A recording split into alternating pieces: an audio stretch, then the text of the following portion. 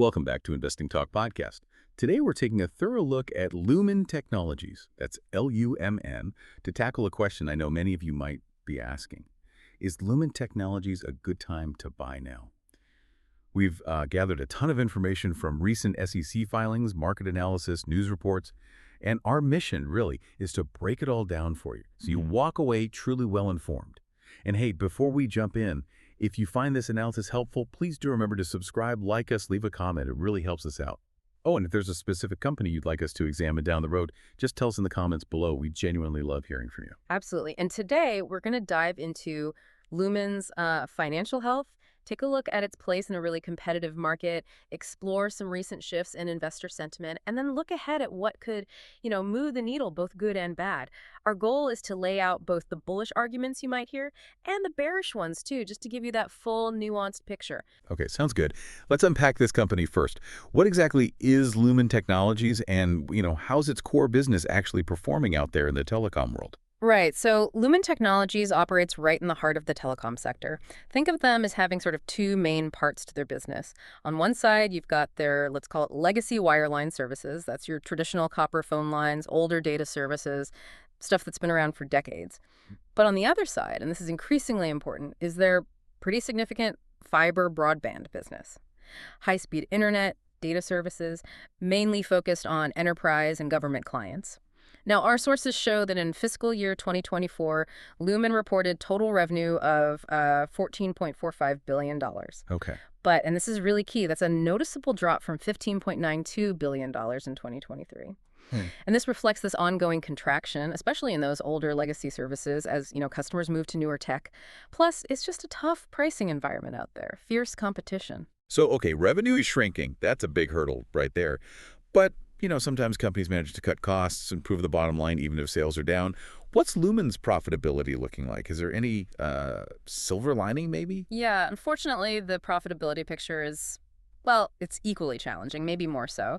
Lumen keeps posting negative net margins. We're talking roughly minus 16% in FY 2024. Wow, minus 16. Yeah.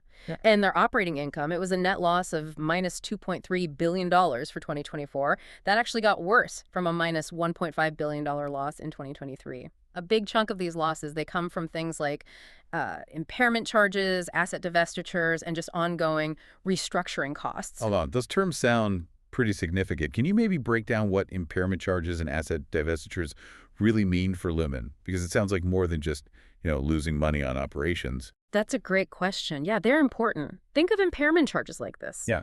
The company is basically admitting that some of its older assets, maybe that old copper network infrastructure, just aren't worth what they thought they were on the books. It's an accounting adjustment, a write-down. It signals that the future cash they expect from these assets won't even cover their recorded value. It's a clear sign those older parts of the business are really struggling. I see. Asset divestitures, on the other hand, that's when they actively sell off parts of the business or specific assets. Often they might do it at a loss just to raise quick cash or try to streamline things. Both of these actions, they might be necessary sometimes for the long run, but they hit the profit and loss statement hard right now. That's driving these big negative numbers.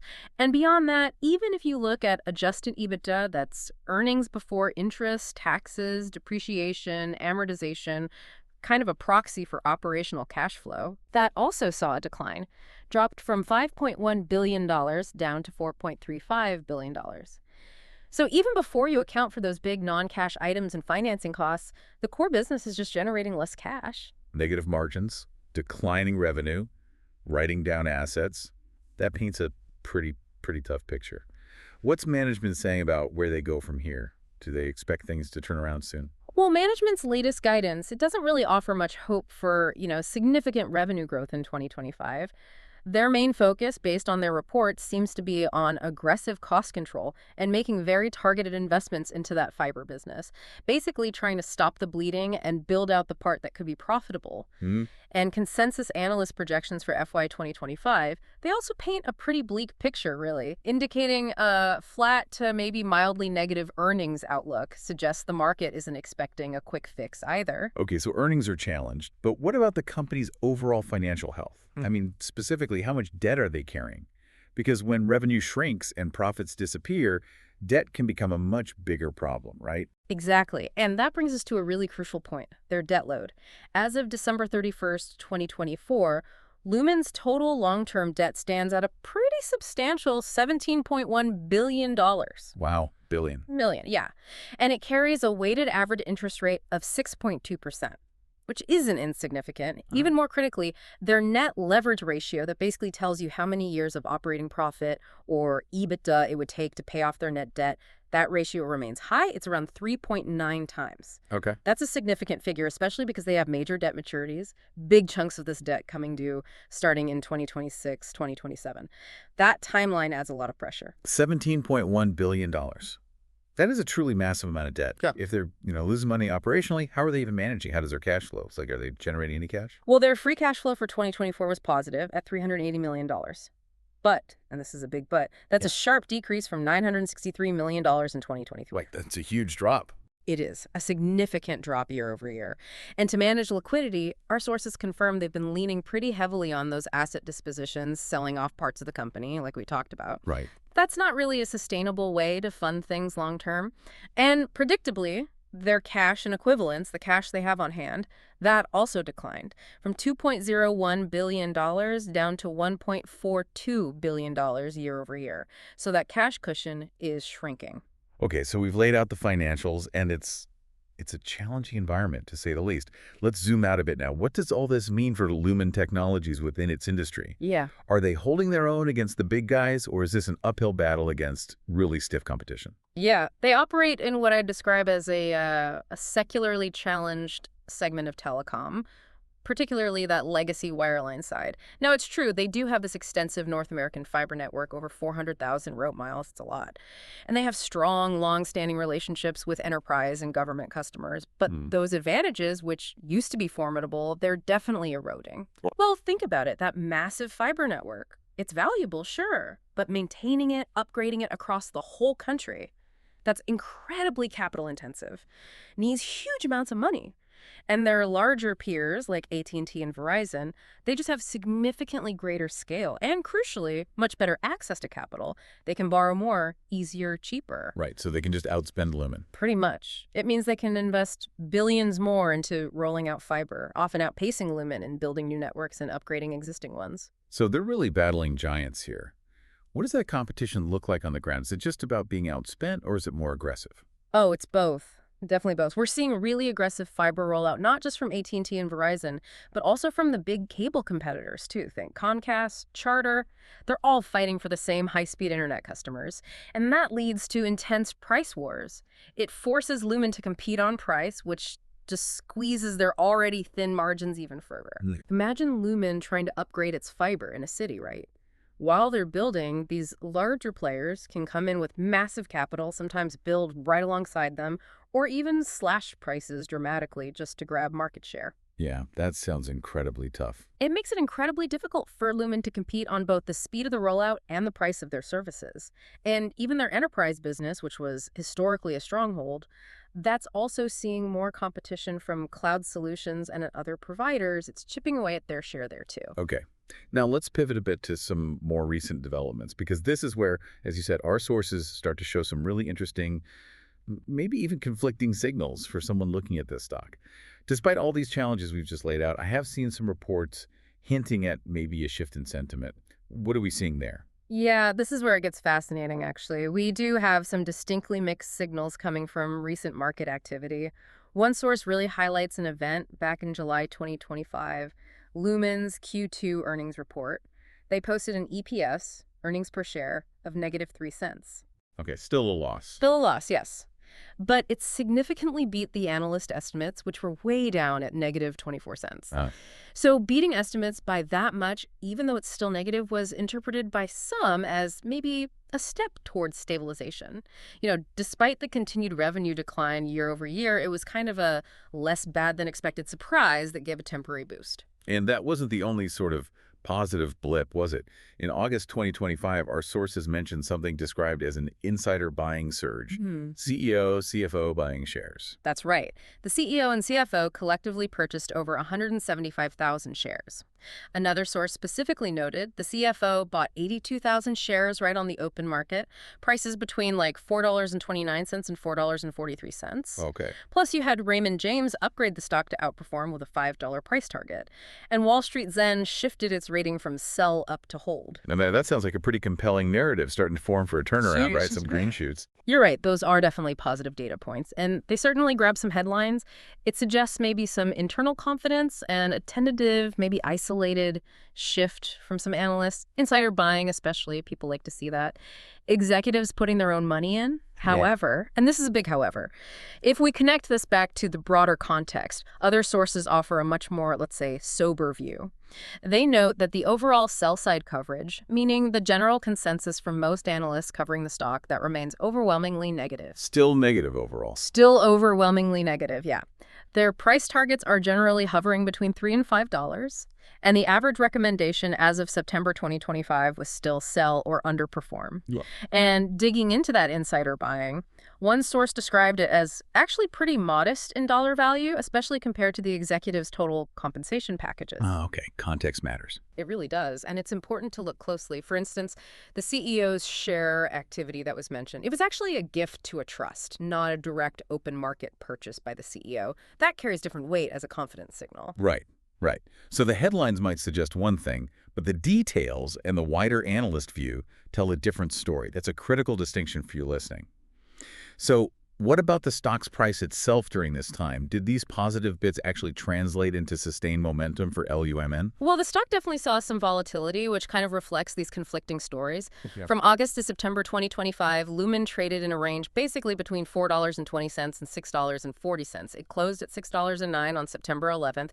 It did have a noticeable jump, like 6.7% on September 10th, closing at $6.01.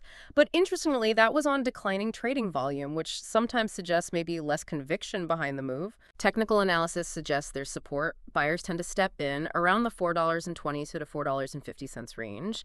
And resistance, where sellers emerge, up around $6.40 to 60 cents. The overall trend, though, year to date, still looks kind of sideways to mildly bearish. It hasn't really broken out of that longer-term downward trajectory. And the relative strength index, the RSI, that momentum indicator, it's currently pretty neutral, not suggesting it's heavily overbought or oversold right now. Okay. And what about the big institutions? Has this mixed bag of news attracted any major players, any big funds taking a fresh look? Well, Goldman Sachs recently initiated coverage. That's significant. It means more institutional eyes are on it. But they started with a neutral rating and a $4.10 price target. So cautious. Very cautious. Yeah, not exactly a bullish endorsement. And if you look at social sentiment, like on major investment forums, it also remains pretty cautious overall. There's chatter, sure, but it often focuses on like speculative turnaround hopes or maybe potential for a short squeeze, where short sellers get forced to buy back shares quickly. Right, driving the price up artificially. Exactly. It seems more based on that kind of speculation than on, say, deep conviction about improving long-term fundamentals attracting serious institutional buying. Okay, we've covered the past and the present situation. Now, looking ahead, what are the potential events or catalysts that could really move Lumen's stock, either up or down? What should you, as a potential investor, really keep an eye on? Absolutely. In the short term, the big one to watch is the Q3 2025 earnings announcement. That's scheduled for late October. Remember that last earnings beat, even though it was a loss, caused pretty significant price swings. So this upcoming report will be really key for near-term sentiment. Okay, Q3 earnings. Got it. Also, we keep hearing these ongoing rumors about potential strategic asset sales or divestitures, like we discussed, selling off more pieces. If those actually happen, they could impact liquidity, maybe bring in some needed cash, but they could also mean the company gets even smaller operationally. And thinking longer term, beyond the next quarter. Longer term, the elephant in the room is still those massive debt maturities and the refinancing events coming up between 2026 and 2028.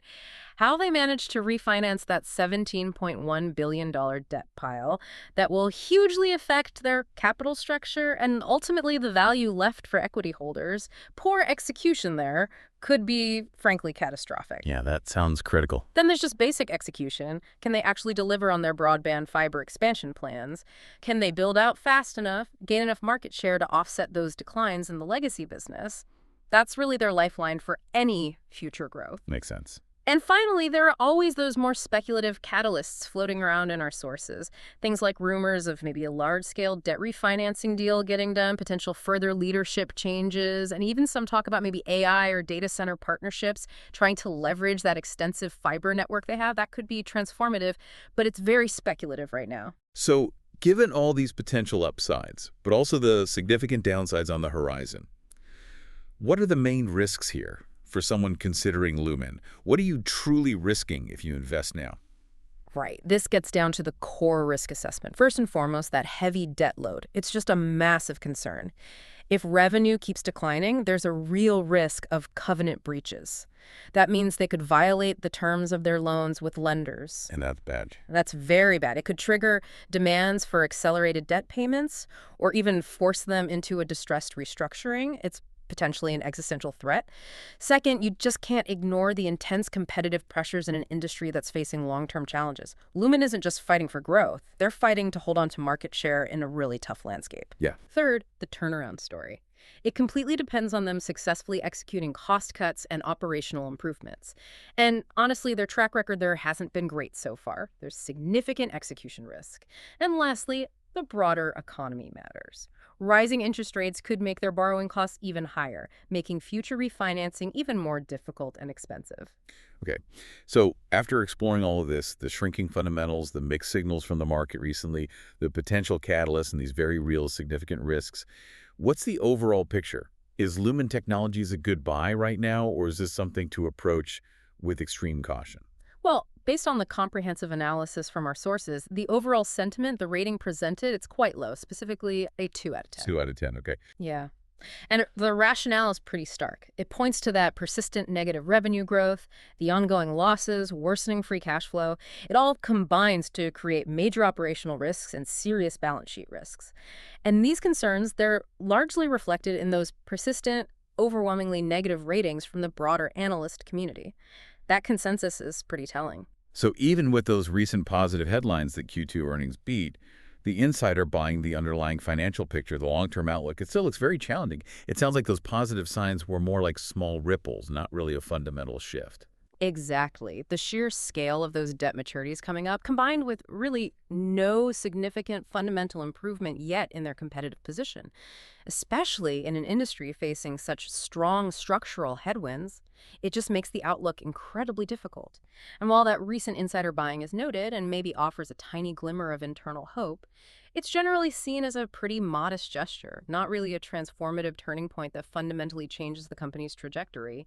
It's hard to build a strong case for a deep, sustained recovery based on the core financials right now. So what does this mean for different types of investors, say someone looking to hold for years versus maybe someone looking for a quick trade? Yeah, our sources are pretty clear here. They do not recommend Lumen Technologies for long-term investment. Given the structural issues, the financial fragility, the risks for a patient long-term investor just seem to outweigh the potential rewards right now. For short-term trading, it's considered highly speculative. Maybe suitable only for those with a very high risk tolerance who are specifically betting on a news-driven bounce, like another earnings surprise, or maybe trying to play a short covering rally. But that's gambling, really. Let me emphasize, yeah. That's gambling on short-term price moves, not investing based on the company's underlying health or long-term prospects. Wow. What a journey into the world of Lumen Technologies. We've definitely seen a company facing some serious headwinds, declining revenue, huge debt. Yeah. But also, yeah, some intriguing recent positive signals, like that earnings beat and the insider buys. It really does highlight how complex investing can be, doesn't it? And why it's so crucial to look beyond just one headline or one positive data point. When you're evaluating any investment, you always have to remember to connect those individual events back to the company's fundamental financial health, its long-term path, and where it sits within its industry. Indeed. So as you consider Lumen Technologies in your own investment strategy, you really have to ask yourself, are these recent positive catalysts strong enough to overcome those deep-seated fundamental challenges? Or are they just minor fluctuations in a bigger, much more difficult trend the company is fighting against? And maybe think about this as you watch future developments. What would it truly take for Lumen to actually turn the corner? What kind of transformative news or financial performance would genuinely shift this narrative from a struggling legacy company to a real growth-oriented fiber leader? That's the key question. Great points. Well, thank you for joining us for this analysis today. We hope this has given you a clearer, much more nuanced understanding of Lumen Technologies. And please don't forget to subscribe, like, and share your thoughts in the comments below. We really appreciate it. We look forward to digging into another company with you next time on Investing Talk Podcast.